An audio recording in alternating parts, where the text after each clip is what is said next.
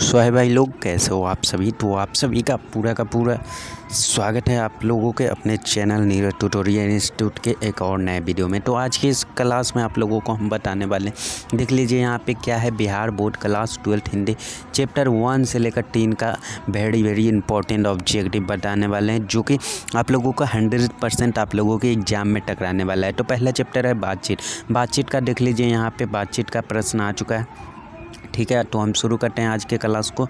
चलिए, आप लोग क्लास के अंत तक ज़रूर देखें, और क्लास के अंत तक देखने के बाद आपको पता चल जाएगा कि हाँ भाई, ये सारे का सारे प्रश्न 2027 के एग्ज़ाम में आप लोगों को बोर्ड एग्ज़ाम फाइनल एग्ज़ाम में आप लोगों के पूरा का पूरा टकराने वाला है। ठीक है, इसलिए वीडियो को छोड़ के मत जाइएगा, अंत तक ज़रूर देखें। चलिए, तो शुरू करते हैं। पहला नंबर प्रश्न है, बातचीत से शीर्षक पाठ का क्या है। बातचीत शीर्षक पाठ क्या है। एकांकी, कहानी, यात्रा, संस्मरण, ललित निबंध।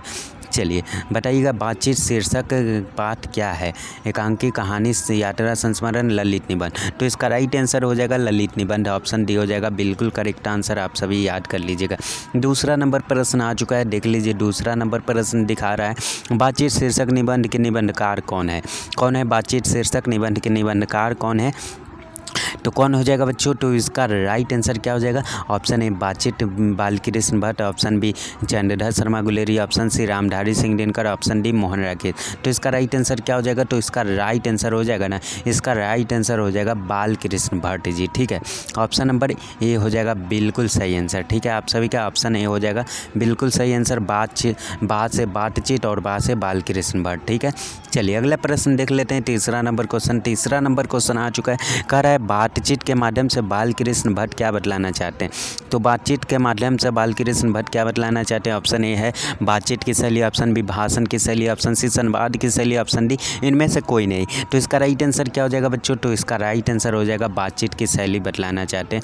ऑप्शन ए हो जाएगा बिल्कुल करेक्ट आंसर। ठीक है, चलिए चौथा नंबर प्रश्न आ चुका है। चौथा नंबर प्रश्न कर रहा है बच्चों, देख लीजिए यहाँ पे कह रहा है, बालकृष्ण भट्ट बातचीत शीर्षक निबंध के अनुसार रस का समुद्र किसकी रचना, किसकी बातचीत से में उमड़ा चला जाता है। ऑप्शन ए है दो हम सहेलियों की बातचीत में, ऑप्शन बी दो पुरुषों की बातचीत में, ऑप्शन सी है दो बच्चों की बातचीत में, या ऑप्शन डी दो मूर्खों की बातचीत में। चलिए, इसका प्रश्न का राइट आंसर ना आप लोगों को कमेंट में देना है। ठीक है, इसका प्रश्न का राइट आंसर आपको कमेंट में ज़रूर से ज़रूर देना है। ठीक है, चलिए तो कमेंट में इसका आंसर दे दीजिए।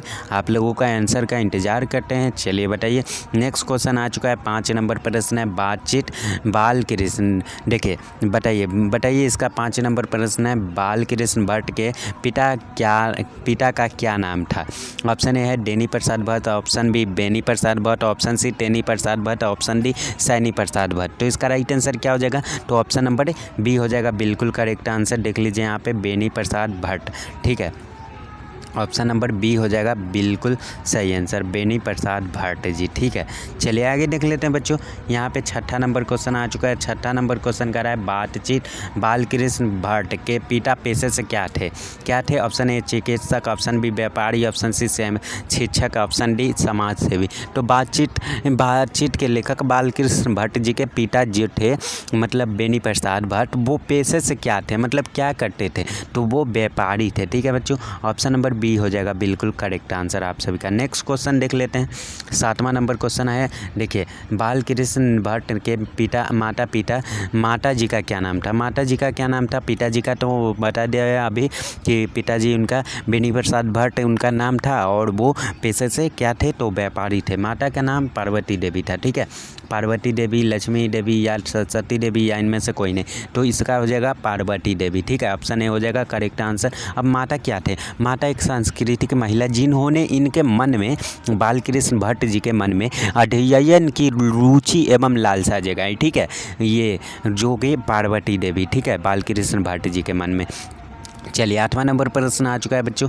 देखिए 8वां नंबर प्रश्न कर रहा है, बालकृष्ण भट्ट के मन में अध्ययन की रुचि एवं लालसा किसने जगाई। अभी हम ये इसका प्रश्न का आंसर बताएं तो किसने जगाई। ऑप्शन ए माता सीता देवी, ऑप्शन बी माता उर्मिला देवी, ऑप्शन सी माता अहिल्या देवी, ऑप्शन डी माता पार्वती देवी। तो इसका करेक्ट आंसर क्या हो जाएगा। तो माता पार्वती देवी। ठीक है ना बच्चों, माता पार्वती देवी, ऑप्शन डी हो जाएगा बिल्कुल करेक्ट आंसर आप सभी का। आगे देख लेते हैं। 9 नंबर प्रश्न आ चुका है। 9 नंबर प्रश्न कर रहा है, बाल कृष्ण भट्ट का जन्म कब हुआ था? कब हुआ था? ऑप्शन ए 23 जून 1843 को, ऑप्शन बी 23 जून 1844 ईस्वी को, ऑप्शन सी 23 जून 1845 ईस्वी को, ऑप्शन डी 23 जून 1846 ईस्वी को। कब हुआ था? तो 23 जून 1844 को हुआ था। ऑप्शन नंबर बी हो जाएगा बिल्कुल करेक्ट आंसर आप सभी का। चलिए आगे देख लेते हैं। 10 नंबर क्वेश्चन है। 10 नंबर क्वेश्चन कर रहा है बाल कृष्ण भट्ट का निधन कब हुआ था? कब हुआ था बच्चों निधन? तो 20 जुलाई 1912 को, ऑप्शन बी 20 जुलाई 1913 को, ऑप्शन सी 20 जुलाई 1914 को, ऑप्शन डी 20 जुलाई 1915 को। कब हुआ था? तो इनका जो है निधन कब हुआ था? ठीक है, इनका निधन कब हुआ था? बाल कृष्ण भट्ट जी का निधन तो 20 जुलाई 1914 को हो गया था निधन इनका। ठीक है, ऑप्शन डी हो जाएगा बिल्कुल करेक्ट आंसर। ठीक है, चलिए आगे देख लेते हैं। 11 नंबर क्वेश्चन है। देखिए बाल कृष्ण भट्ट का निवास स्थान कहाँ है? तो इनका इलाहाबाद उत्तर प्रदेश है। ठीक है, चलिए आगे देख लेते हैं बच्चों।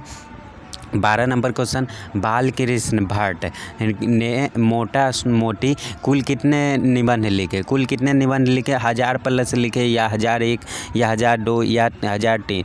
तो 1000 लिखे। ठीक है, 1000 लिखे, कुल 1000 पर लिखे। चलिए आगे देख लेते हैं बच्चों। नेक्स्ट 13 नंबर क्वेश्चन है। देखिए यहाँ पे बातचीत शीर्षक निबंध के अनुसार जो कुछ मवाद या धुआं बनकर निकल जाता है वह क्या बनकर? भाप बनकर निकल पड़ता है। कैसे? तो बहस करके या झगड़ा करके या बातचीत के जरिए या हंसने से। तो वो बातचीत के जरिए निकल जाता है भाप और धुआं बन के मवाद या धुआं। ठीक है, चलिए तो यहाँ पे देख लेते हैं, आगे देख लेते हैं। देखिए जैसा काम वैसा परिणाम किस लेखक द्वारा रचित है? तो रामधारी सिंह दिनकर, ऑप्शन बी है जयप्रकाश नारायण, ऑप्शन सी बाल कृष्ण भट्ट, ऑप्शन डी मोहन राकेश। तो बाल कृष्ण भट्ट जी के द्वारा, ऑप्शन सी हो जाएगा करेक्ट आंसर। आगे देख लेते हैं बच्चों 15 नंबर क्वेश्चन। 15 नंबर क्वेश्चन आ चुका है। दमयंती स्वयंवर किस लेखक की रचना है? ऑप्शन ए है Uday Prakash, option B Bal Krishna Bhatt, option C Srinivas Das की, option C D Mohan Rakesh. तो इसका राइट आंसर क्या हो जाएगा? तो बाल कृष्ण भट्ट जी हो जाएगा। ऑप्शन बी हो जाएगा बिल्कुल करेक्ट आंसर। ठीक है, चलिए आगे देख लेते हैं। 16 नंबर क्वेश्चन संयोगिता स्वयंवर किसकी रचना है? देखिए संयोगिता स्वयंवर किसकी रचना है? तो बताइए यहाँ पे। ऑप्शन ए है बाल Krishna Bhatt, option B Pratap Narayan Mishra, option C Srinivas Das की, ऑप्शन डी मैथिली शरण गुप्त की। तो देखिए स से संयोगिता स्वयंवर और स से श्रीनिवास दास की। ठीक है, ऑप्शन सी हो जाएगा बिल्कुल करेक्ट आंसर, याद रखिएगा आप लोग। चलिए 17 नंबर क्वेश्चन है। कौन सी रचना बाल कृष्ण भट्ट की नहीं है? Option A Nutan Brahmachari, option B 100 जान 100 जान, ऑप्शन सी सद्भाव का भाव, ऑप्शन डी परीक्षा गुरु। तो इनका परीक्षा गुरु इनका नहीं है। ठीक है, ऑप्शन डी हो जाएगा बिल्कुल करेक्ट आंसर। आगे देख लेते हैं 18 नंबर क्वेश्चन। 18 नंबर क्वेश्चन है कौन सी रचना बाल कृष्ण भट्ट की है? ऑप्शन ए रेल का विकट खेल, ऑप्शन बी कछुआ धर्म, option C Renuka, option D पराच्य विद्या। तो इनका जो है कौन सी रचना है बाल कृष्ण भट्ट की है? तो रेल का विकट खेल है। ठीक है, रेल का विकट खेल जो है बाल कृष्ण भट्ट जी का। आगे देख लेते हैं बच्चों 19 नंबर क्वेश्चन। 19 नंबर क्वेश्चन है बाल कृष्ण भट्ट किस युग के निबंधकार थे? ऑप्शन ए प्रसाद युग, ऑप्शन बी भारतेंदु युग, ऑप्शन सी द्विवेदी युग, ऑप्शन डी स्वातोत्तर युग। तो इनका भारतेंदु युग के थे। ठीक है, ऑप्शन बी हो जाएगा बिल्कुल करेक्ट आंसर। चलिए 20 नंबर क्वेश्चन आ चुका है बच्चों। 20वां नंबर क्वेश्चन कह रहा है मनुष्य की बातचीत का उत्तम तरीका क्या है? ऑप्शन ए है विधापूर्ण बात करना, ऑप्शन बी तर्कपूर्ण बात करना, ऑप्शन सी भीड़ से बात करना, ऑप्शन डी अवाक होकर अपने से बातचीत करना। तो इसका क्या हो जाएगा करेक्ट आंसर? तो अवाक होकर अपने से बातचीत करना, ऑप्शन डी हो जाएगा बिल्कुल करेक्ट आंसर। ठीक है बच्चों, 21 नंबर क्वेश्चन संवाद में सबसे महत्वपूर्ण क्या है? बताइएगा संवाद में सबसे महत्वपूर्ण क्या है? तर्क, जिज्ञासा, आत्मीयता या प्रभावपूर्ण भाषा। तो संवाद में सबसे महत्वपूर्ण आत्मीयता है। ठीक है, ऑप्शन सी हो जाएगा बिल्कुल करेक्ट आंसर। खुद पे भरोसा होना सही है। ठीक है, चलिए 24 नंबर क्वेश्चन है बाल कृष्ण भट्ट किस काल के रचनाकार है? ऑप्शन ए आदिकाल, ऑप्शन बी भक्ति काल, ऑप्शन सी रीति काल, ऑप्शन डी आधुनिक काल। तो आधुनिक काल के है। ठीक है, ऑप्शन डी हो जाएगा बिल्कुल करेक्ट आंसर बच्चों। आगे देख लेते हैं 25 नंबर क्वेश्चन है बाल कृष्ण भट्ट क्या नहीं थे? क्या नहीं थे? पत्रकार, महाकाव्यकार या निबंधकार या आलोचनाकार। तो ये आलोचनाकार नहीं थे। ठीक है, बाकी सब चीज़ थे। ठीक है, ऑप्शन डी हो जाएगा बिल्कुल करेक्ट आंसर आप सभी का। नेक्स्ट क्वेश्चन देख लेते हैं हम लोग। किसने कहा था बोलने से मनुष्य के रूप का साक्षात्कार होता है? यह किसने कहा था? बेन जॉनसन, एडिसन या फ्राइडे ने या इनमें से कोई नहीं? तो बेन जॉनसन जी ने कहा है। ठीक है, ऑप्शन ए हो जाएगा बिल्कुल करेक्ट आंसर। चलिए आगे देख लेते हैं। असल बातचीत सिर्फ दो व्यक्तियों में हो सकती है, यह किसका कथन है? तो यह एडिसन जी का करना है। ऑप्शन ए हो जाएगा बिल्कुल करेक्ट आंसर। नेक्स्ट क्वेश्चन है 28 नंबर क्वेश्चन। देखिए, बाल कृष्ण भट्ट के समय कौन कौन साथी साहित्यकाल भारतेंदु हरिश्चंद्र या प्रताप नारायण मिश्र प्रेमगन उपयोग सभी। तो उपयोग सभी हो जाएगा, क्या हो जाएगा इसका आंसर कमेंट कीजिए, ठीक है। इसका भी आंसर कमेंट कीजिए आप लोग, ठीक है। चलिए 29 नंबर क्वेश्चन है, आचार्य रामचंद्र शुक्ल ने बाल कृष्ण भट्ट की तुलना किससे की, किस अंग्रेजी लेखक से की है, ठीक है। तो इसका कमेंट में बताइए आंसर आप लोग, ठीक है। आपको ये 3 का आंसर आपको कमेंट में बताना है, ठीक है। चमनिस्तान शब्द का क्या अर्थ है, चलिए बताइए। हरे भरे बागों का इलाका, या एक देश का नाम, या चिमनी, या राज्य। चलिए भाई, ये 4 आंसर आप लोगों का, 4 क्वेश्चन आप लोगों का होमवर्क रहेगा, ठीक है। चलिए आप लोग इसका आंसर कमेंट में दे दीजिएगा ज़रूर से ज़रूर।